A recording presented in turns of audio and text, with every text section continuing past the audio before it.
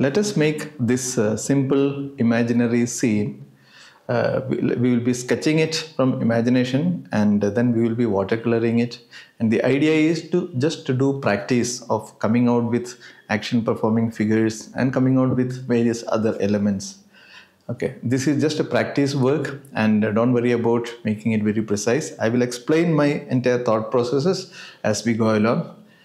Without further ado, let us begin. Here I am using a 300 GSM cold pressed watercolor paper. You can use cartridge paper or watercolor paper, and I am using a 100% cotton paper. It doesn't have to be 100% cotton. You could use reasonably good watercolor paper, and you could also use cartridge paper, as I told, or any paper that can take watercolors. And if you just want to sketch, you don't even need a watercolor paper or cartridge paper. Any normal printer paper will be good enough for the sketching. So I'm making a big umbrella and some tables underneath. That is the idea. And this is a context for adding some figures. And this will give an overall scale of the figures. What should be the scale of the figures depending upon how big is the umbrella. I am considering the umbrella as reasonably big, and there could be many people underneath. They are probably some vendors, and these tiny figures are facing us. Okay, facing us, and on the table there could be something. I'm not really worried about what they are selling or what they are doing. Okay, this is a context for adding figures, and while making these tiny figures, you need to have an idea of the perspective of figures. And if you are not very much confident of the perspective of figures, you can go through one of my playlists where I have discussed the perspective of a group of people, crowd of people. So there is 6 or 7 videos in the playlist that should give you a lot of idea about perspective of a group of people or a crowd of people. So please check that playlist out. Right now, there are a good number of people. I'm just starting with the upper body, the torso part of it, and then I am adding the head and then the legs. That is the way usually I go ahead with coming out with figure drawing, the sketching part of it. This looks reasonably good enough, and let us make some more thing in the context. Maybe a car slightly farther away, a small car, and car can be made using simple geometric shape like boxes and all. And if you are not familiar with that, there is a video where I have explained how to come out with drawing cars using geometric shapes. Okay, you can go through that video. And the tree here is very suggestive. Very simple kind of a tree. And let us make some more figures in here also, so that it makes it a little bit more interesting. Okay, so what else? I'm not very sure of what to add. I think we can treat it as done. I'm thinking where to add some more figures. Okay, so where I have to think. Okay, so maybe here I will be making a bigger figure to create some sense of depth. So some figures very close by. This figure should be larger in size because it is nearer to the viewer, nearer to us, and it should also follow the perspective. So you should always respect, honor the concepts of perspective. Okay, I think this is reasonably okay. The scale of the figures and the overall arrangement of figures. I think we are pretty much okay to go ahead with the washing phase of it now. So let us start the washing part of it, and I'm taking a warm red color for the umbrella. Why red? Because I like red umbrellas. You can use any colors. Okay, so whatever color that you have, whatever color you think can work, you can use that. And I'm using a small or medium size mop brush for this. And under the umbrella, I am making some red suggestion to some of these figures, because some of these red, some of the lights coming from the top will go through the umbrella, and it may kind of drop some red color on the figures below. And I'm making it dry using a hair dryer. And now it is dry, so let us take some clean blue color for the sky. And it is just very kind of very loose or very casual kind of a sky. Okay, I'm using a mop brush for this, and the brand of mop brush that I am using is Camel. You could use any brush. Okay, so the materials, you can use the materials that you have. You don't have to specifically want to order the brush that I am using or the materials that I am using. You can use any decent quality materials. Okay, and let us make that sky color throughout the upper half of the image. And yeah, I think this much will do. We can now suggest the ground part of it, and I'm using burnt sienna light, a pale wash of burnt sienna. And as I go down, I will be using more stronger burnt sienna to get some kind of a color variation and to create some sense of depth. Okay, so yeah, this is stronger burnt sienna. I'm using slightly bigger mop brush for this. You can use a round brush also, round brush with a good point, or you can use flat brush also. I mean, you can always manage with whatever materials that you have. Okay. I'm spraying some water at the bottom to diffuse, to kind of softly merge the bottom area, and maybe I will dry it so that we can add then the details. Okay.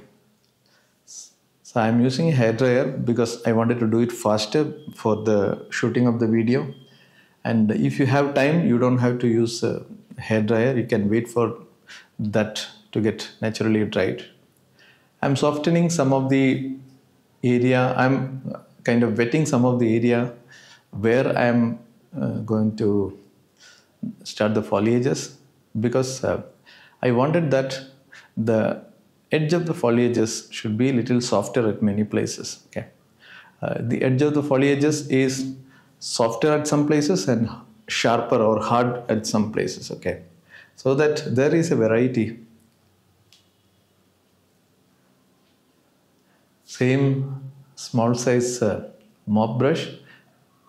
For the random foliages, random shapes, I am using side of the brush, and for the edge leaves, I am using the point of the brush. Okay. And I am making it darker as it comes down, because usually there will be less shadows at the lower portions of the foliages, and that will give a little bit more believability. Okay. Right.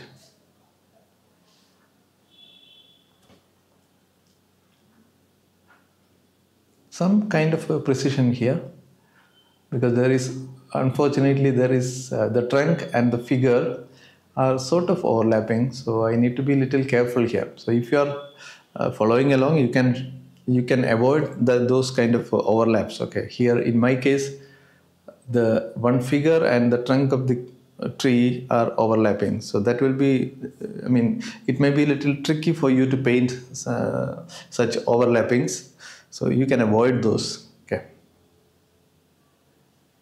and some shadows for the tree.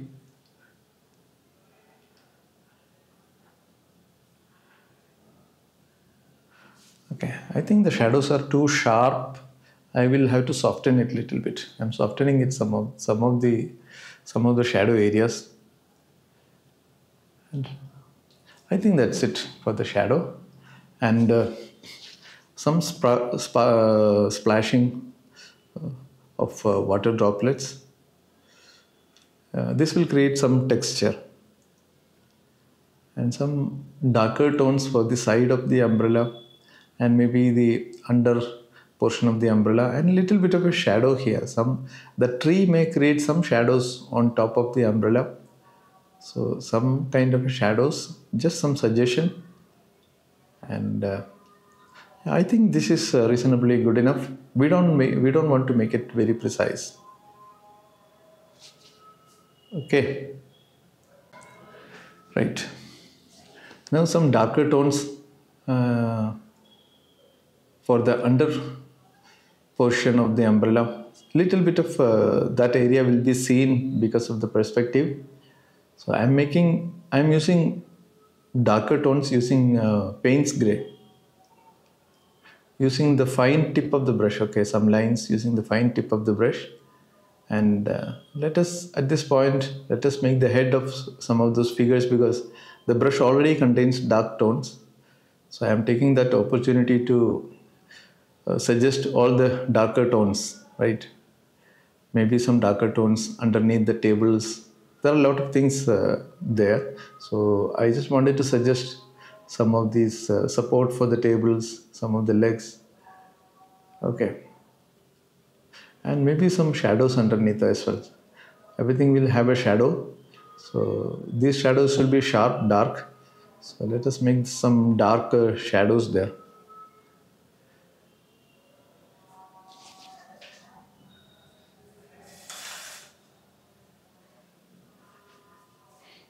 Now let us make some shadows on the car also.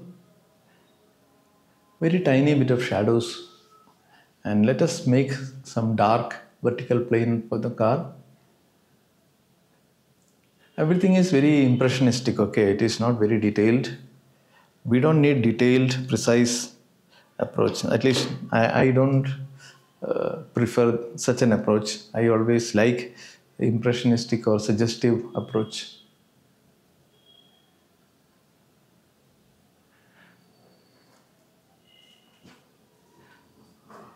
Okay, something here maybe I really do not know what it is, but just some elements, some visual elements. Okay, right. I think it is pretty okay.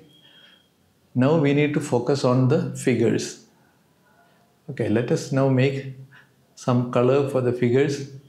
I'm using a little bit of cobalt green for this. You can use any color, okay? You don't have to specifically wait for cobalt green. You can use any color. Some red color or maybe some darker color here. It is a dark purple color.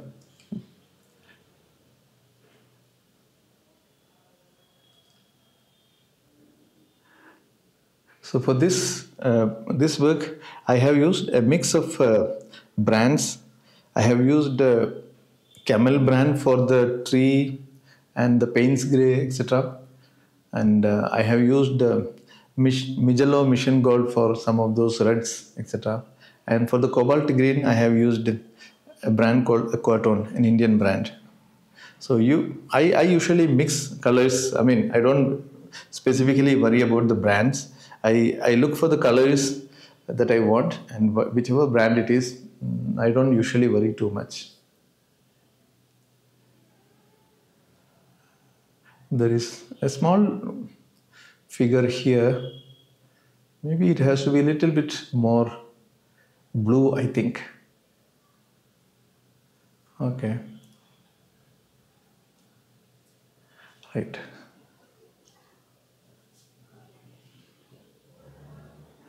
This video is in real time, okay? I didn't speed up the video. What I did is I have edited out some of the thinking time, some of the color mixing time, etc. to reduce the length of the video. But otherwise, all the brushworks, all the drawing are in real time.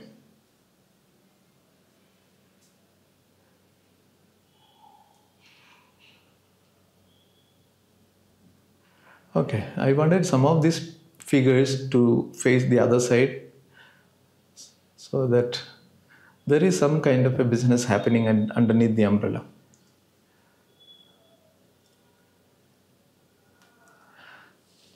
Right. Now the skin tone. Here I am using just orange color from Camel brand. I picked up it directly from the tube, and I'm just suggesting the exposed body parts like the face, the arms, etc. Okay, I think these figures are now taking shape. Now things look good. I think that those very far away figures went little smaller, but it is okay. It is still convincing. Okay, some tail lamp for the cars, and yeah, I think I am pretty much done. Some of the final adjustments, some color tones variation, everything in that may not look good underneath the umbrella. So some sort of tone and color variation. Every time, whenever you paint these kind of things, you step back and see how it is getting developed. Is it convincing enough, or is the perspective or some drawing has a problem? I mean, you can check. You can always validate the tones, the colors, the drawings, etc. by taking few steps backward and looking the image from a distance. Okay.